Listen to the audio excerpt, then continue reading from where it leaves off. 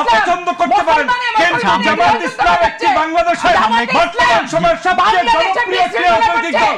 সেই দলটাকে নিয়ে আপনি যেভাবে কথা বললেন, এটা কোনো রাজনৈতিক শিষ্টাচার হতে পারে না। গত 16 বছর পর্যন্ত বাংলাদেশের সবচেয়ে নির্যাতিত দল ছিল জামাত ইসলাম। তাদের নেতারা ফাঁসির কাস্টে ঝুলেছে। আসলে অনেক শ্রদ্ধাস্পদ ব্যক্তি, বয়সে অনেক সিনিয়র মানুষ এবং রাজনীতিতে পোরখাওয়া একজন নেত্রী, কোনো সন্দেহ নেই। কিন্তু কিছু কথার তো আসলে জবাব দিতে হবে। যেমন আপা একটা কথা বলার চেষ্টা করলেন, আওয়ামী লীগ ভোট না করলে জামাত কি বিরোধী দল হতো? মানে আওয়ামী লীগ যদি ভোট করতো তাহলে জামাতের এই পরিস্থিতি আর থাকতো না, জামাত বিরোধী দলও হতে পারতো না। এটাই হচ্ছে তার বাস্তবতা, তার কথা। তো আমার বক্তব্য হচ্ছে যে আওয়ামী লীগ থাকলে মনে হয় বিএনপি ক্ষমতায় চলে যাইত।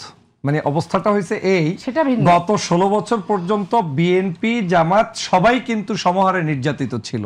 কিন্তু 5ই আগস্টের পর আপারা এবং বিএনপির কিছু কিছু নেতাকর্মীরা সেই জিনিসটা একদম বেমালুম ভুলে গেলেন। আমি যদি তার পরিবার থেকে উদাহরণ দেই, জামাতের উপরে আপার ক্ষিপ্ত থাকার অন্যতম একটা কারণ হতে পারে আপার শ্রদ্ধাভাজন হাজবেন্ড, যিনি বর্তমানে এই মুহূর্তে দায়িত্ব পালন করছেন চাঁপাইনবাবগঞ্জের জেলা প্রশাসক হিসাবে দায়িত্ব পালন করছেন, সেই ব্যক্তি জনাব হারুনুর রশিদ সাহেব, যার সংসদে অনেক ভালো ভালো বক্তব্য বিগত দিনে আমরা দেখেছি, জোটের এমপি ছিল উনি। কিন্তু যতবার এমপি হয়েছে, জামাত যতবার জোটে ছিল ততবার কিন্তু জামাতের ভোট পেয়েও এমপি হয়েছে।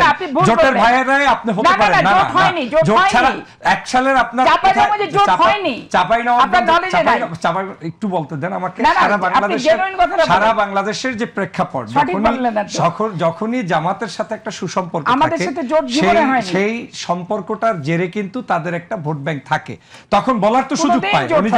উনি যেটা বলার, আজকে 2001 এ সারা বাংলাদেশের জোট ছিল না, ওনাদের ছিল, ওনাদের ছিল না। কিন্তু সিট এবং চাঁপাইনবাবগঞ্জ সদস্য জীবনে আপনি একটা জিনিস জানেন যে মানুষের যখন মূল এটা হয়, জোটটা হয়, মূল যখন জোটটা হয় তখন মানুষ মূলের সাথে থাকার চেষ্টা করে। সেই মূলের সাথে যেখানে মূলের সাথে যখন মানুষ থাকে তখন কিন্তু সেটার একটা সিম্পিতি তার প্রতি থাকে। আমি যেটা জানতে চাই আজকের মূলত কারণটা হচ্ছে যে হাজবেন্ড এখন সেখান থেকে এমপি হতে এবার পারেন না। নুরুল ইসলাম বুলবুল সাহেবের কারণে হোক, এই কারণেই তিনি বুলবুল সাহেবের উপরে হয়তো ক্ষিপ্ত, কিংবা জামাতের উপরে। আর শোনেন, আমি তো আপার বক্তব্য জোট এই যে নির্বাচনের পূর্বেও আপার বেশ কিছু বক্তব্য শুনেছি। তিনি বলেছেন ইমাম সাহেবরা, মুয়াজ্জিন সাহেবরা ভোট চাইতে পারবে না। আজকে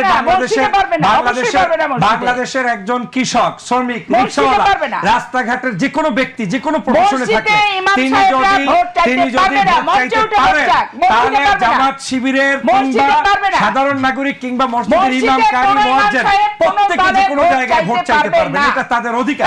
কিন্তু আপা কিন্তু সেই ভোট চাইতে তখন বাধা দিয়েছে, তারা কিন্তু বারবার এটার প্রতিবাদ করেছে। আমি কিন্তু আজকের এই জায়গাটায় আপনার নিজেরই তাকে নিয়ে পর্যন্ত আমাকে যদি একটু বলতে দেন আপা, আমাকে যদি আমাকে কেন বলতে দিবেন না? আমি তো আপনার সঙ্গে চুপ ছিলাম আপা। আপনাকে প্রয়োজনে 3 মিনিট সময় বাড়াই আমাকে বলতে দেন। মহাসত্য কথা হচ্ছে এই, মহাসত্য হচ্ছে বাংলাদেশের জন্মসূত্রে যে কোনো নাগরিক, সে যদি মসজিদের ইমাম হোক আর মন্দিরের হেড হোক, সে নির্বাচন সহ যে কোনো ইস্যুতে বক্তব্য রাখবে, প্রতিবাদ করার কোনো অধিকার রাজনীতিবিদদের নাই। কিন্তু ফুটবল সহ সমগ্র জায়গায় আমার দেশের নাগরিককে আপনি হটানো কোনো অধিকার নেই।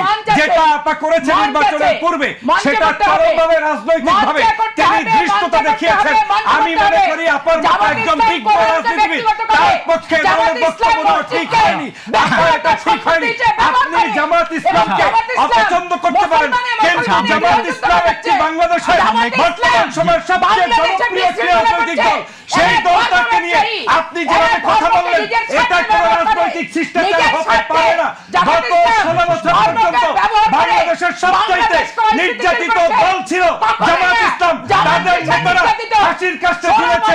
কিন্তু সেই জায়গা থেকে আমাকে কথা বলতে দেন, সেই জায়গায় আজকে জামাত ছাড়া বিএনপির অস্তিত্ব থাকতো না। জামাত ছাড়া বিএনপির অস্তিত্ব থাকতো না। জামাত ছাড়া গুপ্ত বলে লাভ কি আপা? গুপ্ত বলে কোনো লাভ নেই, গুপ্ত বলে কোনো লাভ নেই। এই জামাতের কারণে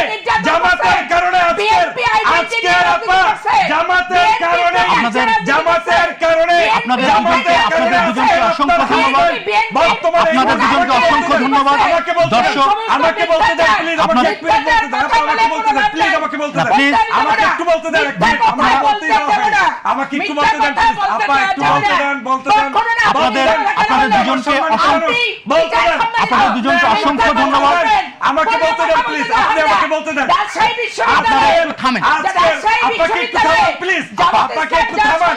আরে যেই জামাতের নিয়ে আপা এত ক্ষিপ্ত, সেই জামাত ইসলামকে আজকে বলবো না। আপনাদের দুজনকে